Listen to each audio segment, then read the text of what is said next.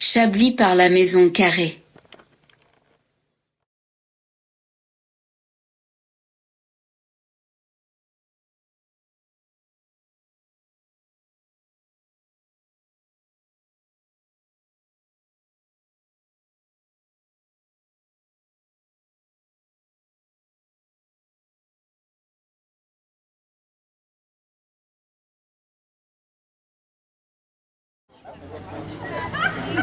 Well, I've got me Chablis. It's a nice place to sit and drink it, right across from the what will be the east end of the Maison Caree. So quite good. Quite busy, but I'm not wanting to turn my camera on people, so a lot of French people out enjoying Friday evening, just like myself. So all good.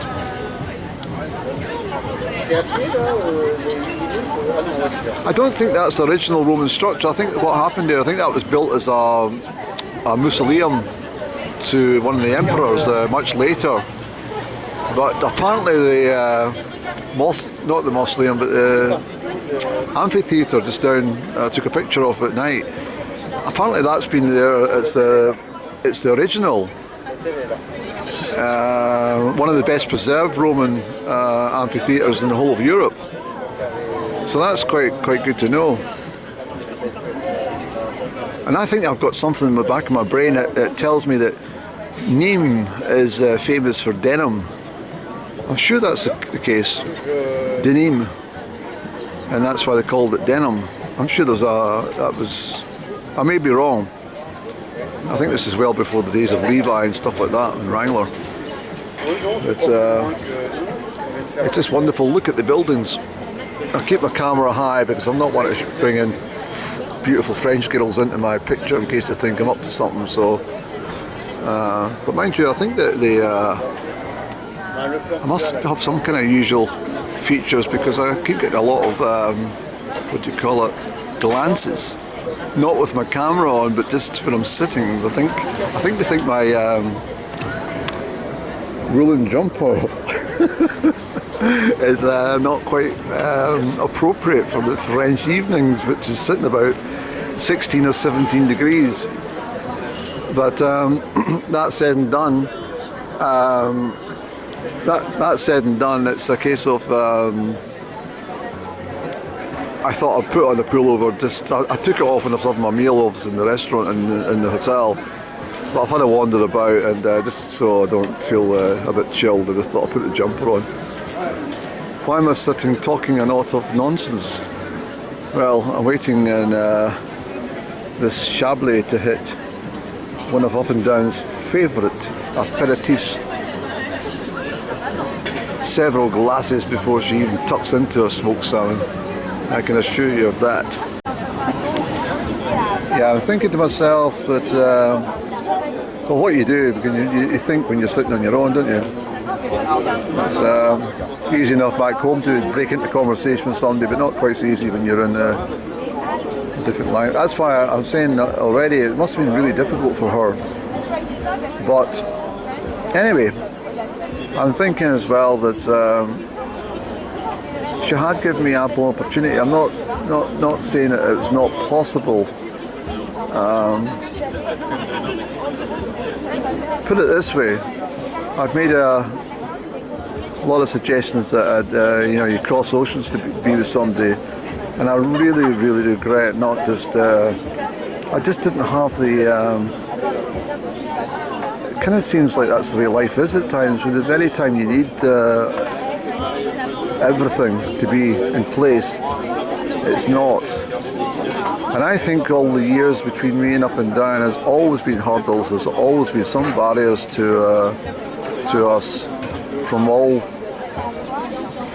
It's unimaginable. Just always is something, either the wrong timing or the wrong circumstances, the wrong. There's always something. And yet I came over,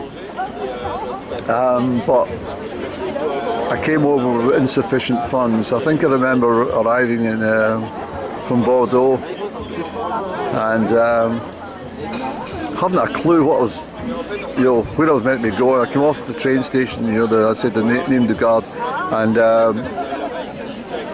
zipped into the nearest tabac, had a couple of beers and stuff. I know I did that because I remember, it's written down, and I also remember kind of doing it. And then phoning somebody to be told that she wasn't at home. So, it was just round the corner. I was going to take a picture, but there's too many people and it wasn't the right lighting. But I'm still quite sure it's Rue de Hugo, Victor Hugo, La Rue or something. I can't remember the exact terminology. But waltzing down there, and I still remember that. I've mentioned it before. I'm quite sure she will remember the location much clearer than I will. But such a moment. But what I was trying to say there is, while I'm down in my Chablis, is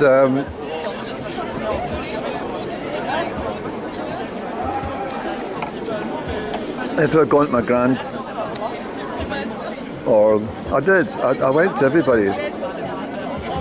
Can I borrow? I need to go somewhere overseas, and everything was against me, and I just I wished I'd arrived at that time with £500 and could have sat and done what I'm doing just now, and instead of swiping. There was a bottle of brandy. Do you remember a bottle of brandy that was sold to one of your friends? It's expensive brandy. I think that's why they were ready the next time I walked in. Yeah, they certainly were. The vodka didn't get very far. Needs must though, eh? And then it all kind of just went fucking pear-shaped, as usual. I've had a hard time of it, I've had a really, really difficult time. I don't think anyone could really imagine just how difficult it is to always be persevering and always finding yourself at the bottom of the ocean when you were just bobbing to the surface 5 minutes earlier. It's been really, really difficult. I don't know how I've managed to keep this going. But that's what love is, isn't it?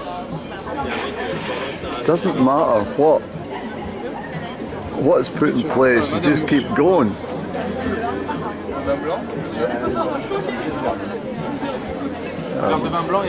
I just think to myself that of all the times that I've had funds, the very time I didn't have anything was at the very time I needed it most, and that is a fucking shit thing to happen in someone's life. I would have come over and just, I would have rented a room here. I would have stayed for a month, or 6 months even. No reason not to have. I really regret this night. Not sure it would have made much difference at the end of the day, but at the same time, I'm quite sure there would have been a lot more memories added to the list. Anyway, I'm not sad. I'm just being a bit reflective. That's all, because obviously sitting across from such a wonderful monument to some emperor. Well, we were the emperors that time. Empress and emperor. Nobody could touch us, especially on the dance floor that night. Swinging around in circles, and just that photographer that stepped in and started snapping away. And I asked him specifically, I said, do you know where they're going to get published? And he said, yeah. I said, give me your card, I want to get the publication. And then the card, it's a long story. Everything's a long story. It's a long, long story, this. I can't believe Saturn has brought me back to the very place 29 years later.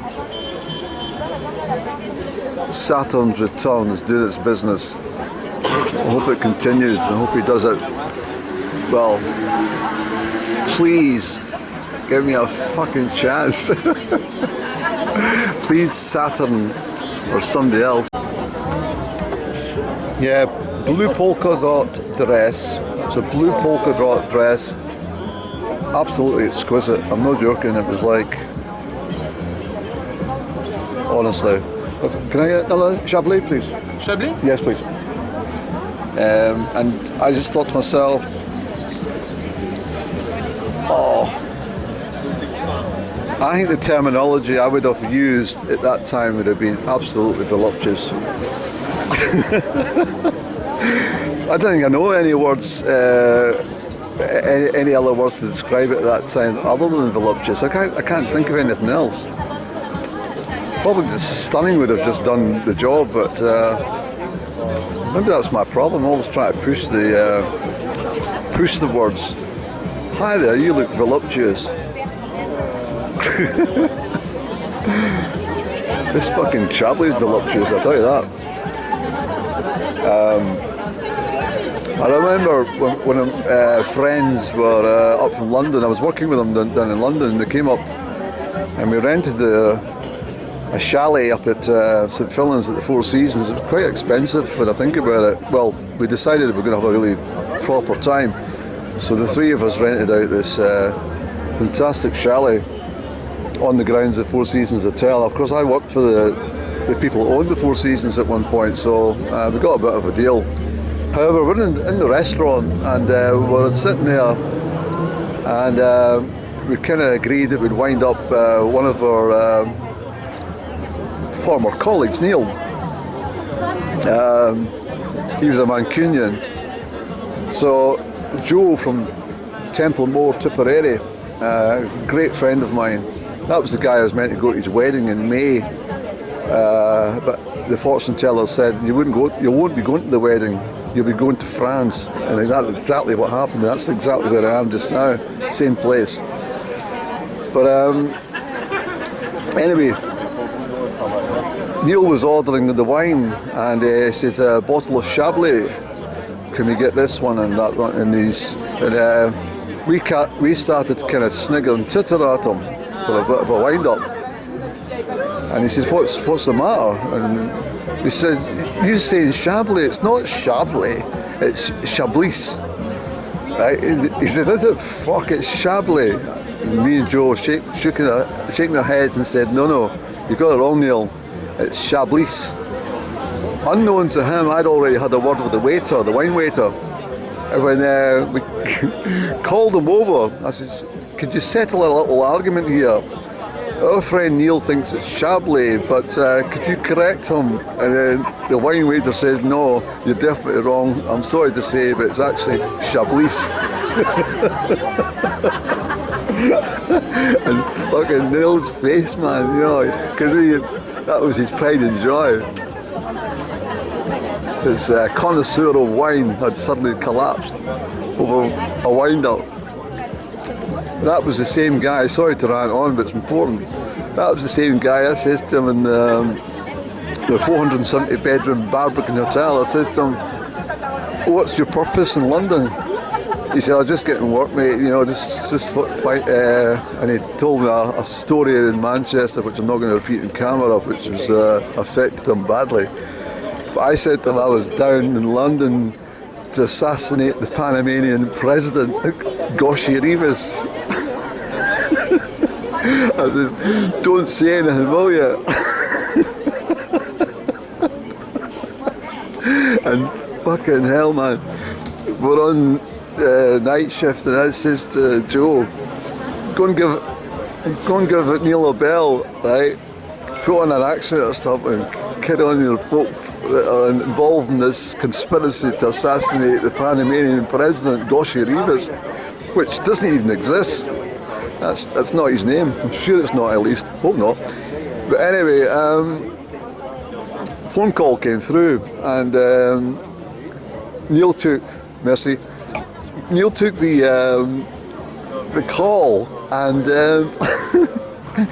said, you know too much, blah blah blah, about Goshi Rivas. Fucking next minute he's up in his room packing his bag. It was fucking terrible, actually, when I think of it. It was a wind up that had gone too far, and the poor guy had to absolutely restrain him and say, look, it's a wind up, and he wouldn't believe us, but I finally told him it was just a load of shit.